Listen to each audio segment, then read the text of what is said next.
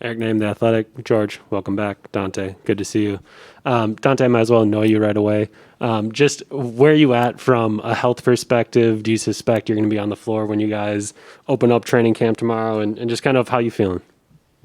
You know, is this on? Yeah. All right. So, we'll see. I mean, right now I feel great. I'm making a lot of progress. I'm on the court doing some court stuff. All these doctor's appointments, all these checkups, everything like that. But everything's going in the right rate. I'm following all the stuff that they had me doing, all the restrictions they had me on.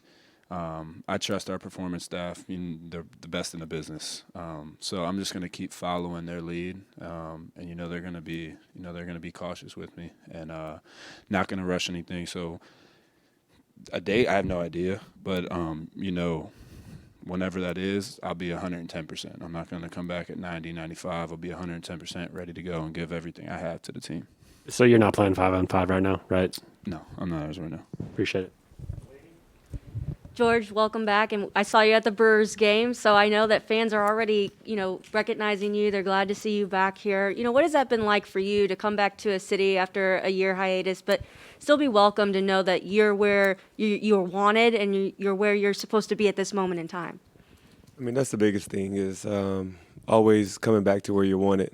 Like we talked about, it was something that, was the spirit of the moment, didn't want it to happen the first time. And as a business that they had to do, they had to make that trade to get a guy like Drew, which is a no-brainer in any situation. He's one of the best, point guards in the league in many people's eyes. So it's no hard feelings, but to come back here where I'm familiar with my brothers here by my side, the coaching staff that I have a lot of respect for, it's an easy transition. I'm happy to be back with these guys. I'm happy for the success that they had this year and can't wait to get going.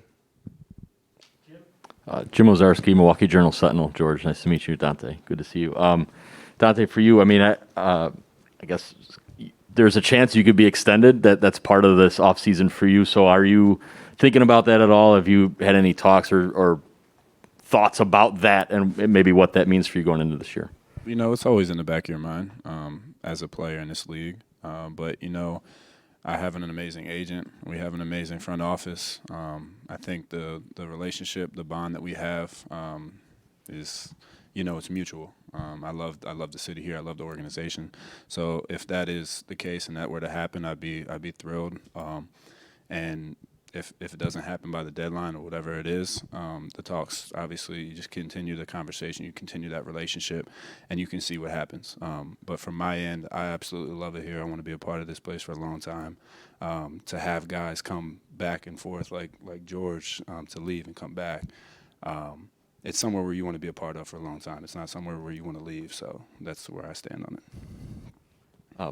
For George, I'm curious from afar, when the team, how you watch this team sort of carry on the social justice discussions and initiatives and movements, when they spoke with Detroit, to kneel for 7 seconds for Jacob. I'm just curious from afar how you viewed that, something that you were such a big part of, in the bubble. I was happy to see. Like I said before, and I still believe this to this day, this world just needs to get back to having decent humanity, love.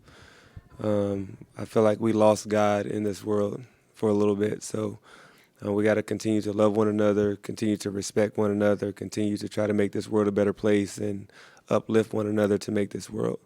But to see what those guys did, I'm sure it meant a lot to them, but it meant a lot to the families that they were doing it for. So that's the bigger picture. How can we impact lives and make this world a better place?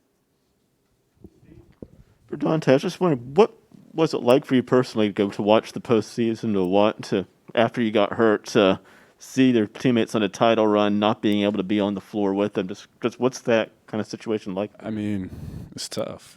Honestly, it's tough. You're playing all year long. You're busting your butt, and you go down, and now you see the team make a long run and win the championship, and you're not playing. So mentally, it was tough. But I think about, I want to say, midway through the Eastern Conference Finals is when everything kind of changed for me. I was challenged by the coaches. I was challenged by some of the players of stay engaged, stay involved. For me, and then it made it sweeter at the end. It made it feel like I had more involvement than just being on the court. I was challenging these guys in the huddle, in the locker room, just speaking up, voicing my opinion on certain things, helping the coaches out with anything I saw. And the biggest thing for me is to see these guys succeed. All year long, we were going to battle together, and I'm a part of it, but not on the court. So to see these guys succeed and see all the hours that they put in all year long and actually raise that trophy, I mean, that's all I could ask for. I wasn't on the court, but I'm still NBA champion at the end of the day. So, George, throughout last year, we talked about Drew and kind of how he doesn't necessarily view himself as a point guard, which I think opens up the opportunity for you two to play quite a bit together. Just what do you think of that opportunity and kind of how you view that idea of a 2-point guard lineup with him? I mean, it's a great opportunity. I've been a fan of Drew since he's came in. A good friend of mine, family guy, so I know him very well. But to be able to be alongside of him now playing, I think is going to be awesome. Like you said, in Donte's situation at the same time, we have 3 guys that you wouldn't consider your typical point guards, but we can all 3 play that position. So it's easy to shift us around and let us play together on the ball and off the ball because we bring that, versatility to the game. So it's going to be tremendous getting out there with these guys, and I'm very looking forward to it. I know you two have been very close over the years. Have you started to annoy? Yeah, have you started to annoy each other quite yet? I don't like him. Said he was coming back. I was upset. So what was your question? I was just going to ask if you've started to annoy each other yet, but it appears Dante's already. He has done. completely annoyed me ever since he first got here. It's been great having him back. Honestly, for me, I've talked about it in countless interviews today. He's one of the main people, like my rookie year, who helped me get through a lot rookie year, on and off the court, just finding my way in this league.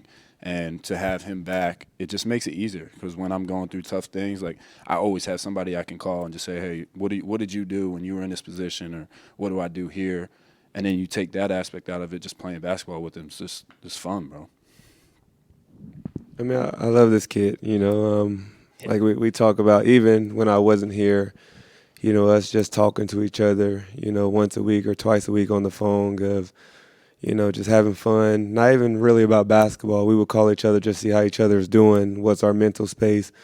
And we've created that bond. And, this is one of the first guys I've called before anybody else on this team that I was coming back because I was happy to be back a part, not just of the organization, but some of the teammates and the relationships that we've had here. So I was very excited that he was still here and that we're going to be teammates again. Hey, George. Chris said that the message from Bud this morning was do it again. And I'm just curious your perspective on that as you're processing that, like you're part of a defending champion, but also you were not part of that run, and ring night's going to be a little different for you. So how are you putting yourself in that space of doing it again, but also trying to do it for the first time with this group? I think I've taken into consideration, even though I wasn't a part of the run, I felt like I was a part of what started here. The 2 years that I was here was great. That kind of helped us, get a step up to where they are now. So to do it again, I still feel like I was an NBA champion with these guys. I spent time with these guys to doing things that was remarkable for us to do. But at the same time, I would love for us to do it again, for us to be able to hold that trophy up again, and I can actually say I'm a part of it as a whole. But, to see them do that and to see them hold that trophy up is one of the greatest feelings of myself because I actually knew these guys and spent time with these guys and knew that's what the end goal was for us in here in Milwaukee. So I would love to do it again. If that's the question, I think it's, a dream of mine, but it doesn't define anything. What's up, y'all? Jamal Collier from ESPN. Just vaccine statuses among players have sort of been a topic the really last couple of days. Kind of what's the process like when players need, whether on the team, whatever, whether for the team or through the Players Association, when players looking for more information Has that been accessible? Kind of how have y'all as players sort of went about trying to educate and keep each other informed? I mean, I think our PA is amazing. For us, is anytime we have any questions, we can get on a call with any doctor, anybody who we need information with. At the same time, the team is really willing to work with you and kind of give you any information you need. There's nothing where you ever ask a question and you don't get an answer back. So I think as now it's up to the guys, kind of their personal choice of kind of seeking that information. There's a certain layer of like the information provided, and then after that, it's on you to kind of ask further questions, ask detailed questions. But anything that we need, they hand it to us. Do you guys feel like you, as players, have want to do more to sort of combat misinformation or some of the bad information out there? Like, do you think that there's sort of been enough from your Players Association to kind of have that at the ready, I guess? Like you said, I think our Players Association have done a tremendous job getting us all the information, either the good and the bad, to let us make that decision for ourselves. I think they well prepared us for this. And we have one of the best training staffs, I think, in the NBA.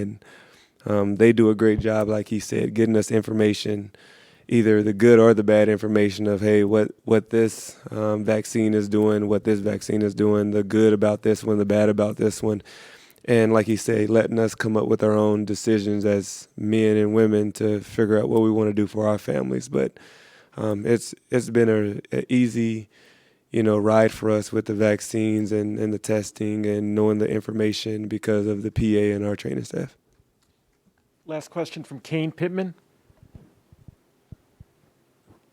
Hey guys, Dante, I had a question for you. I know you spoke briefly earlier about how you could get yourself involved in the team and feel like you were a part of it through the playoff run. But on the flip side of that, I was wondering what it was like to see some of those performances and be there courtside, and you know that you're not going to come back and play. So to see Giannis put up some of the performances he did, Chris with the 20-point quarters, what was it like to be there on the bench through that run?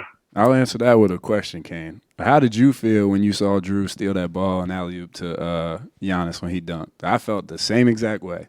However you felt, I felt. Like, watching it from that viewpoint, to see these performances, to see these, Game 6, Giannis puts up 50, but the unselfishness that Giannis has, he's coming in, getting the ball to Drew, to Chris, the playmakers, and he trusts them. Like, that's the stuff I remember is that leadership that he took and he showed. And then, like you said, Chris's 20-point quarter, Drew's big shot in Brooklyn. He was struggling throughout that game, and he knocks down 2 big shots in the fourth quarter. PJ's defense throughout watching it from this fan perspective, I was just so damn happy because we got back in the locker room. You thought I was still a fan out on the court. I was scooting around the locker room all excited every single game. So I hope that answers your question. Great. Thank you guys very much. You were scooting like on a scooter? Scooting, my boy.